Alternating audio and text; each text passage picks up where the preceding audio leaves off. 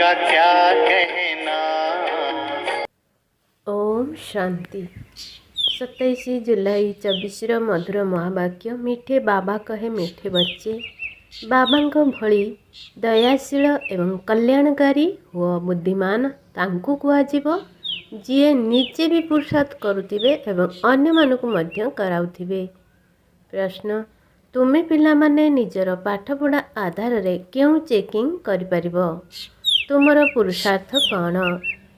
उत्तर, तुमे निजर पाठपढ़ा आधार रे चेकिंग करि परिबो जे मु उत्तम पाठ करुछि ना मध्यम पाठ करुछि ना कनिष्ठ पाठ करुछि। सबुठारु उत्तम पाठ सेई मानकर कुहाजिबो जो माने अन्य मानकु मध्य उत्तम करुछंती, अर्थात सेवा करी ब्राह्मण मानकर वृद्धि करुछंती। तुमर मुख्य पुरुषार्थ हैला पुरुणा जोता अर्थात पुरुणा शरीर को त्याग करी नुआ जोता पिंधिबार।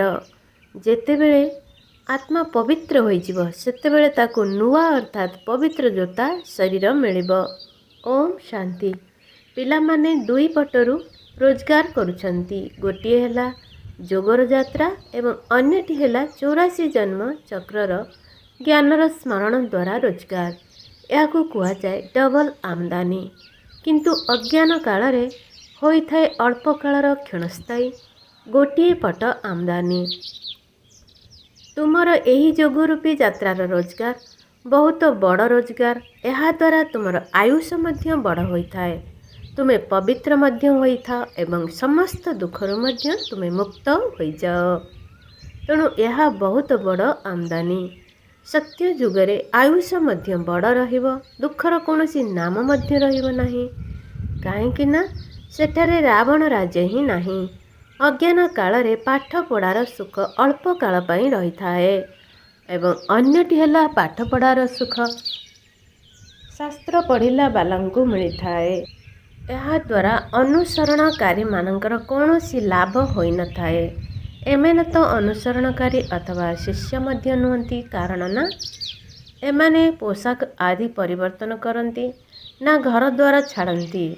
ତେଣୁ ଏହାଙ୍କୁ ଶିଷ୍ୟ ବୋଲି କିପରି କୁହାଯାଇ ପାରିବ? ସେଠାରେ ତ ଶାନ୍ତି ପବିତ୍ରତା ସବୁ କିଛି ରହିଛି, ଏଠାରେ ତ ଅପବିତ୍ରତା। ତେଣୁ ଘରେ ଘରେ केते अशांति हेउची। तुमको एबे ईश्वरंकर मत मिलुची। एबे तुमे माने निजर पिता को माने पकाओ, निजको ईश्वरीय गवर्नमेंट सरकार बोली माने कर, किंतु तुमे गुप्त। तेणु तुम मानकु केते आंतरिक खुशी रे रहिबा उचित।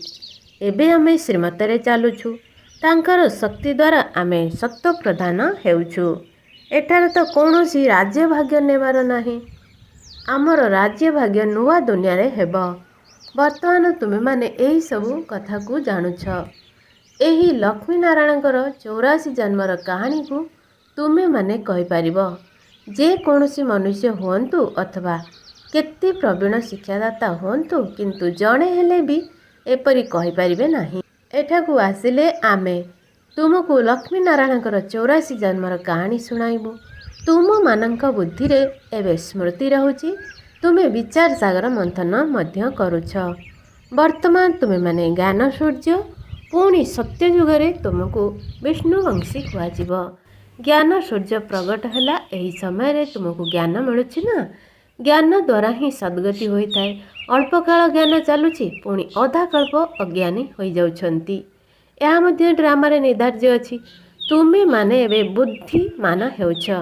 तुमे जेते जेते बुद्धिमान हेउछ, अन्य मानकु मध्य निज समान करिवार पुरुषार्थ करुछ। तुमर पिता दयार सागर कल्याणकारी। तेणु तुम मानकु मध्य एही भଳି हेबाकु पड़िबो। जदि पिला माने कल्याणकारी न हेबे तेबे तांकु कोन कुहाजिबो? गायन मध्य अछि ना, हिम्मत बचे मदद बाप। एहा मध्य निश्चिंत दरकार, नचेत संपत्ति किपरि पाइबो? सेवा अनुसार तो तुमे संपत्ति पाउछ। एहा तुमर ईश्वरीय मिशन। जेपरि ख्रिस्टियान मिशन, इस्लामी मिशन रही, सेमाने निजर धर्म को बढ़ाई चलीछंती। सेही भଳି तुमे माने मध्य निजर ब्राह्मण धर्म एवं दैवी धर्म को बढ़ाउछ।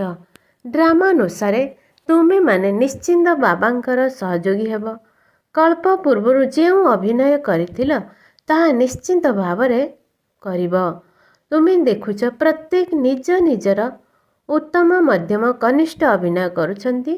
ସବୁଠାରୁ ଉତ୍ତମ ଅଭିନୟ ସେହିମାନେ କରୁଛନ୍ତି ଯେଉଁମାନେ କି ଅନ୍ୟମାନଙ୍କୁ ଉତ୍ତମ କରୁଛନ୍ତି। ତେଣୁ ସମସ୍ତଙ୍କୁ ବାବାଙ୍କର ପରିଚୟ ଦେଇ ଆଦି ମଧ୍ୟ ଅନ୍ତର ରହସ୍ୟକୁ ବୁଝାଇବାକୁ ପଡ଼ିବ। ଋଷି ମୁନି ଆଦି ମଧ୍ୟ ନେତି ନେତି ବୋଲି କହି ଆସୁଛନ୍ତି, ପୁଣି ସର୍ବବ୍ୟାପୀ ବୋଲି ମଧ୍ୟ କହିଦେଉଛନ୍ତି, କାରଣ ସେମାନେ କିଛି ବି ଜାଣି ନାହାନ୍ତି। ଡ୍ରାମାନୁସାରେ ଆତ୍ମାର ବୁଦ୍ଧି ମଧ୍ୟ ତମ ପ୍ରଧାନ ହୋଇଯାଉଛି। ଏହାକୁ ଶରୀରର ବୁଦ୍ଧି ବୋଲି କୁହାଯିବ ନାହିଁ। ଆତ୍ମାରେ ହିଁ ମନୋବୁଦ୍ଧି ରହିଛି। ଏହି କଥାକୁ ଭଲ ଭାବରେ ବୁଝି ଚିନ୍ତନ କରି ପୁଣି ଅନ୍ୟମାନଙ୍କୁ ବୁଝାଇବାକୁ ହେବ। ସେମାନେ ଶାସ୍ତ୍ର ଆଦି ଶୁଣାଇବା ପାଇଁ କେତେ ମଠ ଆଦି ଦୋକାନ ଖୋଲିଛନ୍ତି। ସେହିପରି ତୁମର ମଧ୍ୟ ଦୋକାନ ଅଛି। ବଡ଼ ବଡ଼ ସହରମାନଙ୍କରେ ବଡ଼ ବଡ଼ ଦୋକାନ ଦରକାର। ଯେଉଁମାନେ ବହୁତ ତୀକ୍ଷ୍ଣ ବୁଦ୍ଧି ହୋଇଥାନ୍ତି ତାଙ୍କ ପାଖରେ ବହୁତ ସମ୍ପତ୍ତି ରହିଥାଏ। ଯଦି ଯଥେଷ୍ଟ ସମ୍ପତ୍ତି ନଥିବ ତେବେ କାହାକୁ ଦେଇ ମଧ୍ୟ ପାରିବେ ନାହିଁ। ଧାରଣା ମଧ୍ୟ କ୍ରମାନୁସାରେ ହୋଇଥାଏ। ତେଣୁ ପିଲାମାନଙ୍କୁ ଭଲ ଭାବରେ ଧାରଣା କରିବାକୁ ହେବ, ଯେପରି ଅନ୍ୟମାନଙ୍କୁ ବୁଝାଇ ପାରିବ। ବାବାଙ୍କ ଠାରୁ ସମ୍ପତ୍ତି ନେବା ଏହା କୌଣସି ବଡ଼ କଥା ନୁହେଁ, ଗୋଟିଏ ସେକେଣ୍ଡର କଥା। ତୁମେ ଆତ୍ମାମାନେ ବାବାଙ୍କୁ ଜାଣିଗଲ, ତେଣୁ ବେହେଦର ମାଲିକ ହୋଇଗଲ। ମାଲିକ ମଧ୍ୟ କ୍ରମାନୁସାରେ ଥାନ୍ତି। ସେଠାରେ ରାଜା ବି ମାଲିକ ତ ପ୍ରଜା ମଧ୍ୟ ନିଜକୁ ମାଲିକ ବୋଲି କହିବେ। ଏଠାରେ ମଧ୍ୟ ସମସ୍ତେ ଆମର ଭାରତ ବୋଲି କହୁଛନ୍ତି ନା। ତୁମେ ମଧ୍ୟ କହୁଛ ଶ୍ରୀମତ ଆଧାରରେ ଆମେ ନିଜର ସ୍ୱର୍ଗ ସ୍ଥାପନା କରୁଛୁ। ସ୍ୱର୍ଗରେ ମଧ୍ୟ ରାଜଧାନୀ ଅଛି ଏବଂ ରାଜଧାନୀରେ ଅନେକ ପ୍ରକାର ପଦ ମଧ୍ୟ ରହିଛି। ତେବେ ଉଚ୍ଚ ପଦ ପାଇବା ପାଇଁ ପୁରୁଷାର୍ଥ କରିବା ଦରକାର।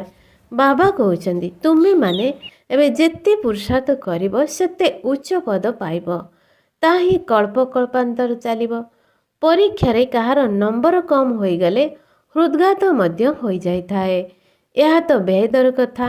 ଯଦି ପୁରା ପୁରୁଷାର୍ଥ ନ କରିବ ତେବେ ହୃଦୟ ସିଂହାସନରେ ବସିପାରିବ ନାହିଁ, ପୁଣି ଦଣ୍ଡ ମଧ୍ୟ ଭୋଗ କରିବାକୁ ପଡ଼ିବ। ସେହି ସମୟରେ ତୁମେ ଆଉ କ'ଣ କିଛି କରିପାରିବ କି? କିଛି ବି ନୁହେଁ। ଆତ୍ମା କ'ଣ କରିବ? ଲୋକମାନେ ତ ଜୀବଘାତ କରୁଛନ୍ତି, ପାଣିରେ ବୁଡ଼ି ମରୁଛନ୍ତି, କିନ୍ତୁ ଏଥିରେ ଜୀବଘାତ ଆଦି କରିବାର କୌଣସି କଥା ନାହିଁ।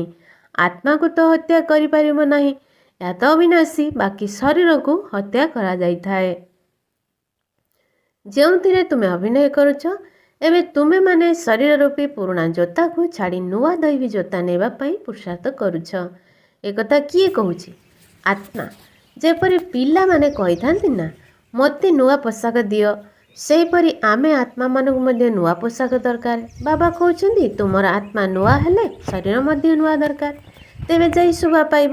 ଆତ୍ମା ପବିତ୍ର ହେଲେ ପାଞ୍ଚତତ୍ତ୍ୱ ମଧ୍ୟ ନୂଆ ହୋଇଯାଉଛି। ପାଞ୍ଚତତ୍ତ୍ୱରେ ହିଁ ଶରୀର ଗଠନ ହୋଇଥାଏ। ଆତ୍ମା ସତ୍ତ୍ୱ ପ୍ରଦାନ ହେଲେ ଶରୀର ମଧ୍ୟ ସତ୍ତ୍ୱ ପ୍ରଦାନ ହୋଇଥାଏ। ଆତ୍ମା ତମ ପ୍ରଦାନ ହେଲେ ଶରୀର ମଧ୍ୟ ତମ ପ୍ରଦାନ ହୋଇଥାଏ। ଏବେ ସାରା ଦୁନିଆର ପିତୁଳା ଗୁଡ଼ିକ ତମ ପ୍ରଦାନ ହୋଇଯାଇଛି। ଦିନକୁ ଦିନ ଦୁନିଆ ପୁରୁଣା ହେବାରେ ଲାଗିଛି, ପତିତ ହୋଇଯାଉଛି। ପ୍ରତ୍ୟେକ ଜିନିଷ ନୂଆରୁ ପୁରୁଣା ହୋଇଥାଏ। ପୁରୁଣା ଦୁନିଆକୁ କଳିଯୁଗ କୁହାଯାଏ। ବାକି ଏହି ସଙ୍ଗମ ଯୁଗ ବିଷୟରେ କେହି ବି ଜାଣିନାହାନ୍ତି। ତୁମେମାନେ ହିଁ ଜାଣିଛ ଯେ ଏହି ପୁରୁଣା ଦୁନିଆରେ ଏବେ ପରିବର୍ତ୍ତନ ହେବ। ଏବେ ବେହେଦର ବାବା, ଯିଏକି ବାବା ଶିକ୍ଷକ ଗୁରୁ ଅଟନ୍ତି, ତାଙ୍କ ନିର୍ଦ୍ଦେଶ ହେଲା ସମସ୍ତେ ପବିତ୍ର ହୁଅ। କାମ ବିକାର ମହାଶତ୍ରୁ ଅଟେ, ଏହା ଉପରେ ବିଜୟ ପ୍ରାପ୍ତ କରି ଜଗଜିତ ହୁଅ। ଜଗଜିତ ଅର୍ଥାତ୍ ବିଷ୍ଣୁବଂଶୀ ହୁଅ। କଥା ଗୋଟିଏ, କିନ୍ତୁ ଏହି ଶବ୍ଦର ଅର୍ଥକୁ କେବଳ ତୁମେମାନେ ହିଁ ଜାଣିଛ। ପିଲାମାନେ ଜାଣିଛନ୍ତି ଆମର ଶିକ୍ଷାଦାତା ହେଲେ ବାବା। ପ୍ରଥମେ ତ ଏହି ନିଶ୍ଚୟ ପକ୍କା ହେବା ଦରକାର। ପିଲା ବଡ଼ ହେଲେ ବାପାଙ୍କୁ ମନେ ପକାଇବାକୁ ପଡ଼ିଥାଏ, ପୁଣି ଶିକ୍ଷକ ଏବଂ ଗୁରୁଙ୍କୁ ମନେ ପକାଇବାକୁ ପଡ଼ିଥାଏ। ଭିନ୍ନ ଭିନ୍ନ ସମୟରେ ମନେ ପକାଇବାକୁ ପଡ଼ିଥାଏ। ଏଠାରେ ତ ତୁମକୁ ତିନି ଜଣ ଏକତ୍ର ଗୋଟିଏ ସମୟରେ ମିଳିଛନ୍ତି। ପିତା, ଶିକ୍ଷକ, ଗୁରୁ ଜଣେ ହିଁ ଅଟନ୍ତି। ସନ୍ନ୍ୟାସୀମାନେ ତ ବାନପ୍ରସ୍ଥର ଅର୍ଥକୁ ମଧ୍ୟ ବୁଝନ୍ତି ନାହିଁ। ସେମାନେ ଭାବୁଛନ୍ତି ଆମେ ତ ବାନପ୍ରସ୍ଥ ନେବାର ଅଛି, ତେଣୁ ଗୁରୁ କରିବା ଦରକାର। 60 ବର୍ଷ ପରେ ଗୁରୁ କରିଥାନ୍ତି। ଏହି କାଇଦା ବର୍ତ୍ତମାନ ହିଁ ଚାଲିଛି। ବାବା କହୁଛନ୍ତି ବହୁତ ଜନ୍ମ ଅନ୍ତିମ ବାନପ୍ରସ୍ଥ ଅବସ୍ଥାରେ ମୁଁ ଏହାଙ୍କର ସଦ୍ଗୁରୁ ହେଉଛି। ବାବା ମଧ୍ୟ କହୁଛନ୍ତି ମୁଁ 60 ବର୍ଷ ପରେ ସଦ୍ଗୁରୁ କରିଛି, ଯେବେ କି ନିର୍ବାଣ ଧାମ ଯିବାର ସମୟ ଆସୁଛି। ବାବା ଆସୁଛନ୍ତି ସମସ୍ତଙ୍କୁ ନିର୍ବାଣ ଧାମକୁ ନେଇଯିବା ପାଇଁ। ପ୍ରଥମେ ମୁକ୍ତିଧାମ ଯାଇ ପୁଣି ଆମକୁ ଅଭିନୟ କରିବା ପାଇଁ ଆସିବାକୁ ହେବ। ବାନପ୍ରସ୍ଥ ଅବସ୍ଥା ତ ଅନେକଙ୍କର ହେଉଛି, ପୁଣି ଗୁରୁ ମଧ୍ୟ କରୁଛନ୍ତି। ଆଜିକାଲି ତ ଛୋଟ ପିଲାମାନଙ୍କର ମଧ୍ୟ ଗୁରୁ କରାଇ ଦେଉଛନ୍ତି, ଯାହାଦ୍ୱାରା ଗୁରୁଙ୍କୁ ଦକ୍ଷିଣା ମଧ୍ୟ ମିଳିଯାଉଛି।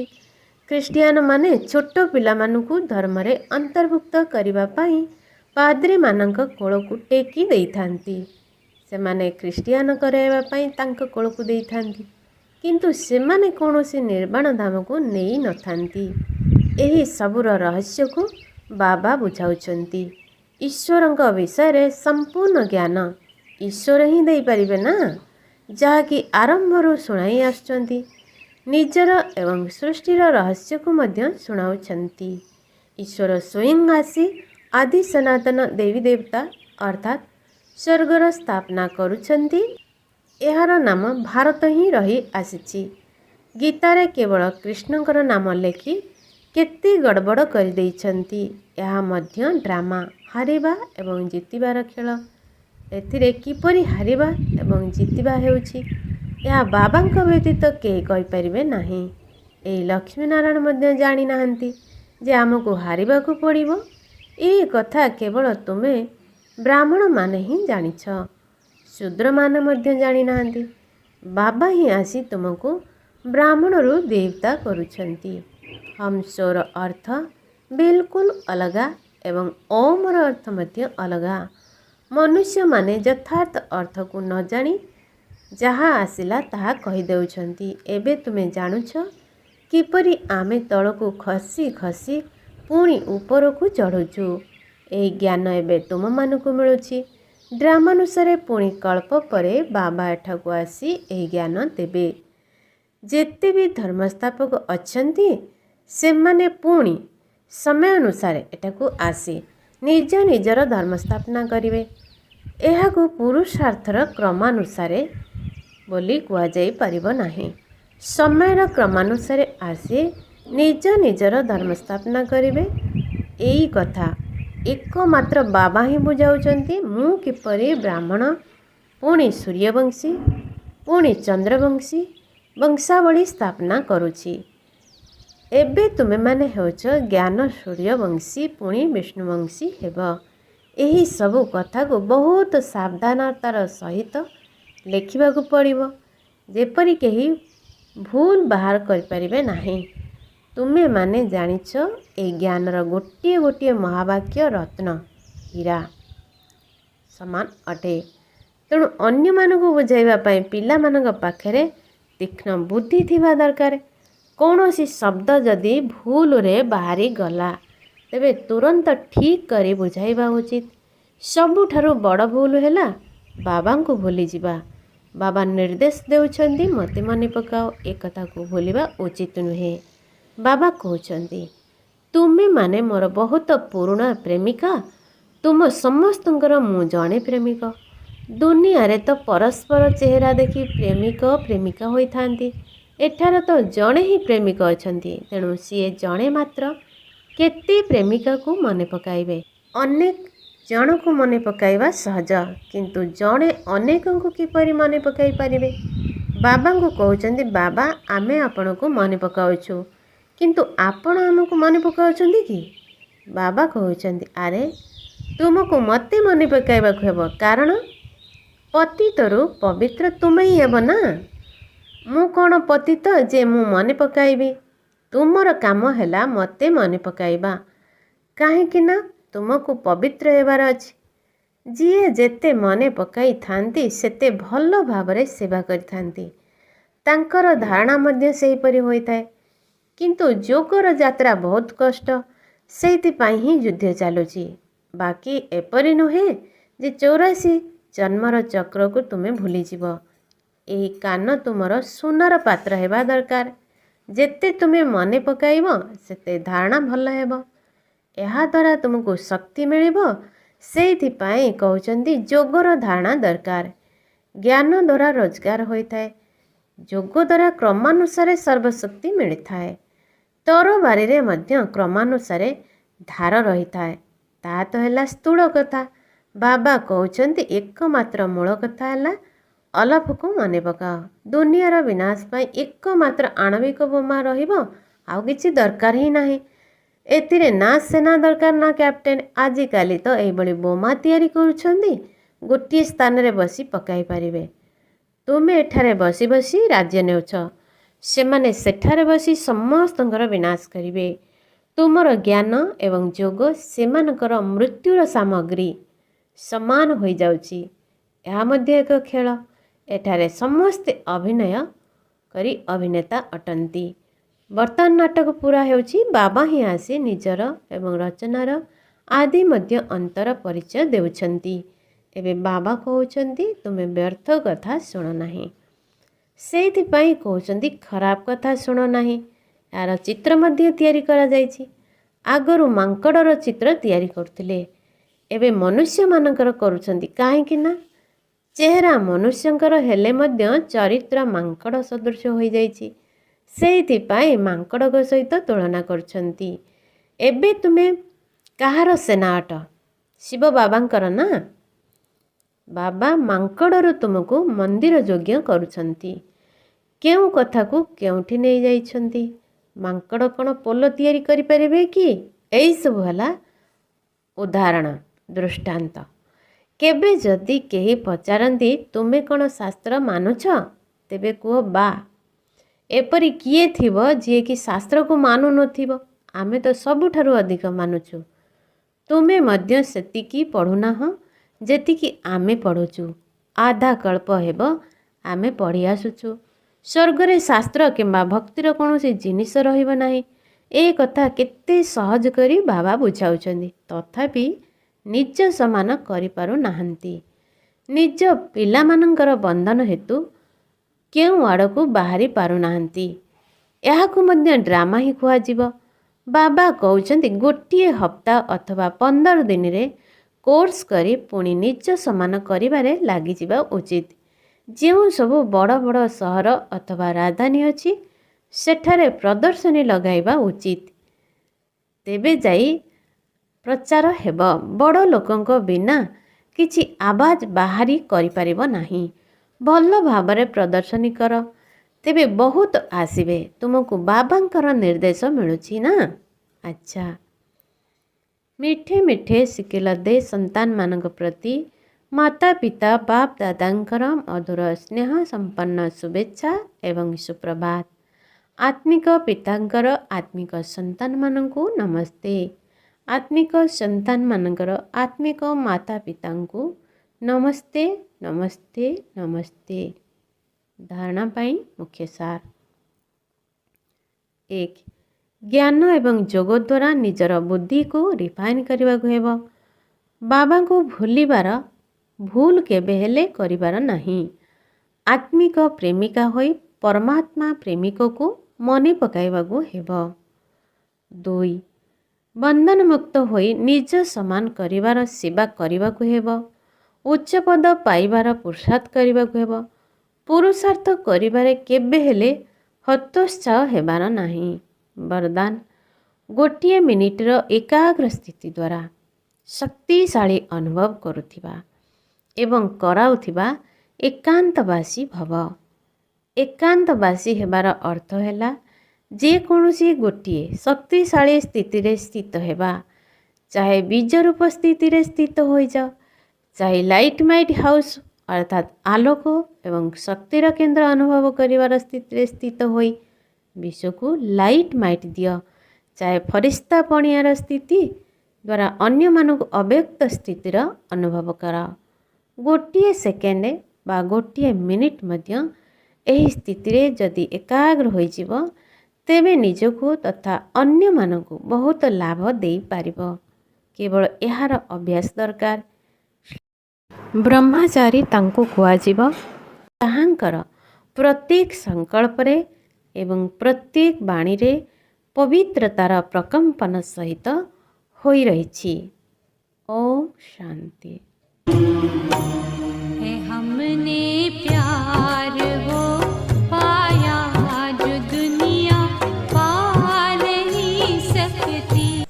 କରିବ ତେଣୁ ସମାନ ମୁଁ ବିଜୟୀ ଆତ୍ମାଟେ ମୁଁ ଶ୍ରେଷ୍ଠ ଆତ୍ମାଟେ ମୁଁ ଅନୁଭବୀ ଆତ୍ମା ଅଟେ।